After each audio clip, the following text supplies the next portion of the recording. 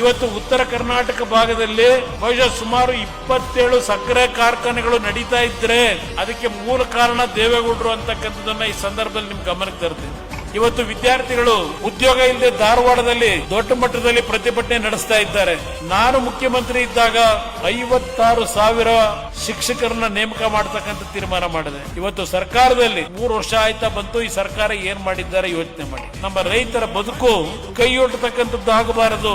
ಕೈ ನೀಡಿ ಹೃದಯ ವೈಶ್ಯದಿಂದ ಕೊಡ್ತಕ್ಕಂತ ಒಂದು ಶಕ್ತಿ ಈ ರೈತರಿಗೆ ಬರಬೇಕು ಅನ್ನೋದನ್ನ ಈ 93ನೇ ವಯಸ್ಸಿನಲ್ಲಿ ಅವ್ರು ಏನ್ ಹೇಳ್ತಾ ಇದ್ದಾರೆ, ಎಲ್ಲ ಅಭಿವೃದ್ಧಿಯನ್ನ ಕಾಣ್ತಾ ಇದ್ದೇವೆ. ಕೆಲವು ಹಳ್ಳಿಗಳಿಗೆ ಹೋದ್ರೆ ಚರಂಡಿಯ ನೀರು ಅದನ್ನ ದಾಟ್ಕೊಂಡು ನೀವು ಹೋಗ್ಬೇಕು ಹಲವಾರು ಹಳ್ಳಿಗಳು. ಈ ಪರಿಸ್ಥಿತಿಯಲ್ಲಿ ಉತ್ತರ ಕರ್ನಾಟಕ ಇದೆ. ಇದಕ್ಕೆ ಕಾರಣಕರ್ತರು ಯಾರು? ಯಾತಕ್ಕೆ ಈ ರೀತಿ ಆಗ್ತಾ ಇದೆ? ಎಲ್ಲಿ ಹೋಗ್ತಾ ಇದೆ ದುಡ್ಡು? ದಯವಿಟ್ಟು ನಿಮ್ಮಲ್ಲಿ ನಾನು ಮನವಿ ಮಾಡ್ತೇನೆ, ಈ ರಾಜ್ಯ ಹಾಳಾಗ್ತಾ ಇದೆ. ಈ ರಾಜ್ಯ ಸಂಪತ್ತು ಭರಿತವಾದಂತ ರಾಜ್ಯ. ಇದು ಏನು ಬೇಕಾದ್ರೂ ಮಾಡ್ತಕ್ಕಂಥ ಶಕ್ತಿಯನ್ನ ನೀವು ಕೊಟ್ಟಿದ್ದೀರಿ ಈ ರಾಜ್ಯ ಸರ್ಕಾರಕ್ಕೆ. ಆದ್ರೆ ಇವತ್ತು ಎಲ್ಲದರಲ್ಲೂ ಲೂಟಿ ಹೊಡೆಯತಕ್ಕಂಥ ಕೆಲಸ ನಡೀತಾ ಇದೆ. ಎಷ್ಟೆಷ್ಟು ವರ್ಷ ಆಳ್ವಿಕೆ ಮಾಡಿದ್ರು, ನಿಮ್ಮ ಬದುಕನ್ನು ಏನು ಮಾಡಿದ್ದಾರೆ? ಬೆಳಗಾವಿನಲ್ಲಿ ಒಂದು ವಿಧಾನಸೌಧವನ್ನ ಕಟ್ಟಬೇಕು ಅಂತಕ್ಕಂಥ ನಿರ್ಧಾರ ಮಾಡಿದೆ.